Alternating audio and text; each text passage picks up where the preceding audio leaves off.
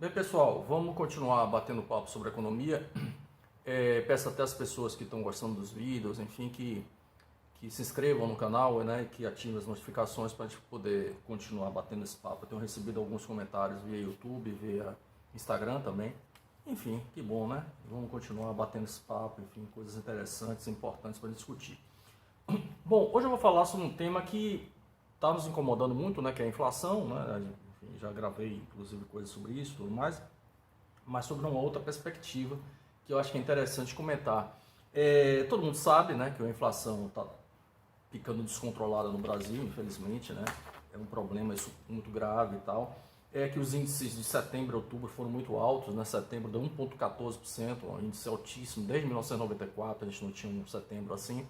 Outubro, a prévia do IPCA já deu 1,20, quer dizer, a inflação ela tá renitente, né? Está subindo e tudo mais. Mas eu tenho sempre comentado sobre o impacto negativo da inflação para as pessoas mais humildes, né? Para as pessoas mais pobres. Elas sempre sofrem muito mais com a inflação. Claro que a classe média sofre, mas os mais pobres sofrem muito mais. A inflação é absolutamente concentradora de renda, é um problema grave para as pessoas mais humildes. E sobre isso tem um texto interessante. Tem dois textos que eu quero falar, mas primeiro, é um texto que eu li há pouco tempo, 3 ou 4 dias atrás, do IPEA, o Instituto de Pesquisa Econômica Aplicada do Governo Federal, um instituto sério, né, um órgão sério do Governo Federal, o que foi que o IPEA fez? Ele analisou a questão da inflação do mês de setembro, né, que deu 1,14, em relação à faixa de renda, né? E aí ele conseguiu apurar, o IPEA, que apesar da inflação oficial ter sido 1,14, que já é para o mês muito alta, né? Para as pessoas mais ricas, né, as pessoas com rendimento maior e tudo mais, essa inflação ficou em 1,09% ao mês, portanto mais baixa do que 1,14, né? Tá? E para as pessoas mais humildes, aqueles que ganham menos, a inflação ficou em 1,30. Interessante isso, né? As pessoas que ganham menos foram muito mais impactadas pela inflação de setembro do que as pessoas de renda mais alta, até porque o que gerou a inflação mais alta naquele mês, claro que teve um aumento generalizado de preço, mas foi a energia elétrica, o gás de botijão, e as pessoas mais humildes têm muito da sua renda focada em questão de consumo, alimentação e, enfim, botijão de gás, energia elétrica, essas coisas, né? Esses itens de sobrevivência. Então é interessante, né? Os mais pobres tiveram um impacto muito mais alto da inflação sobre eles, 1,30, enquanto os mais ricos de 1,09%. E isso é terrível, porque isso piora a situação de distribuição de renda do Brasil, né? O Brasil já é um país extremamente desigual em termos de distribuição de renda. E isso é muito ruim. Isso é muito ruim.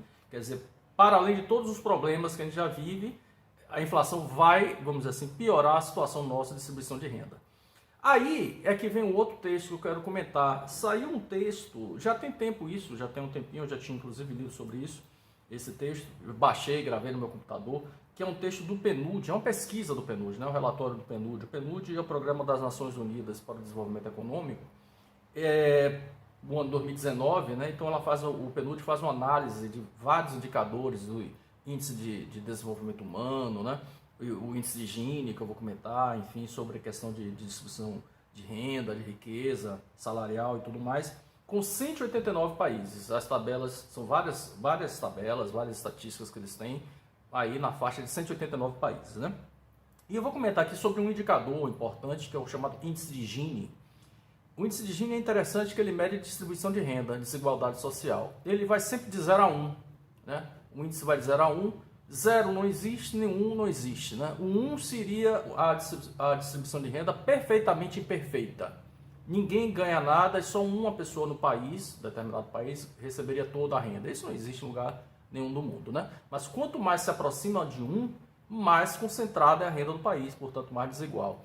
O 0 também não existe. O 0 seria um país em que todo mundo recebesse a mesma renda, o mesmo salário, né? Seria a distribuição de renda perfeitamente perfeita. Então o 0 seria perfeitamente perfeito e o 1 perfeitamente imperfeito.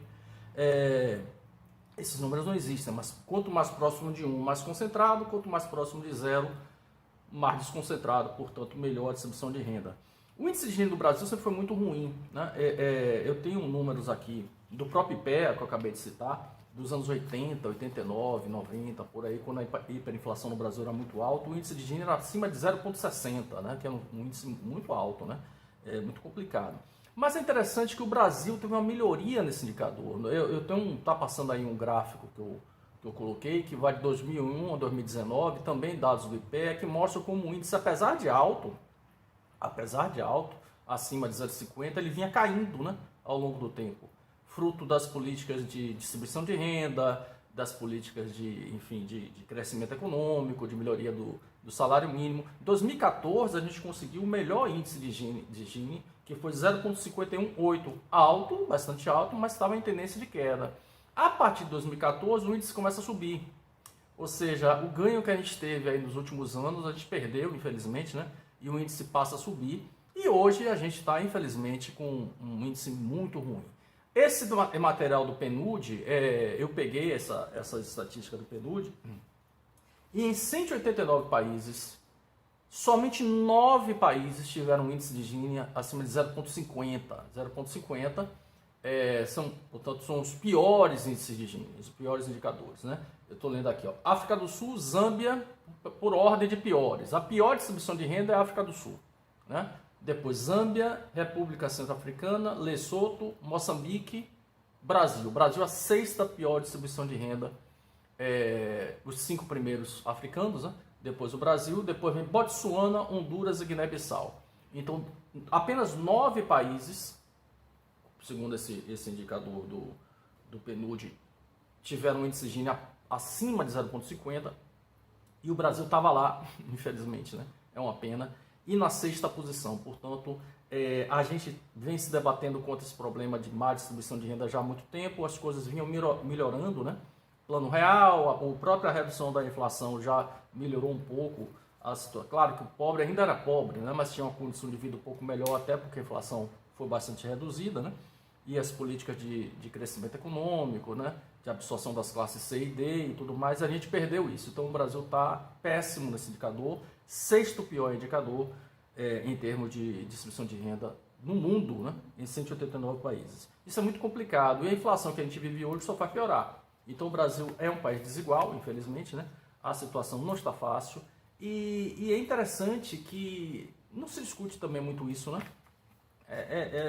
Minha ideia até aqui no nosso canal é falar um pouco coisas que não ficam tão expostas assim, né? Ninguém comenta muito isso. A gente diz, a distribuição de renda no Brasil não é boa e tal, mas ninguém leva isso muito a sério, mas é muito complicada, né? Em 189 países nós temos a sexta pior distribuição de renda no mundo, é muito ruim. E a inflação que a gente vive, ela só faz piorar essa situação, porque a inflação é sempre concentradora de renda. E ataca principalmente os mais pobres. É muito terrível isso aí. Enfim, é mais um tema para a gente discutir seriamente isso aí. Um abraço.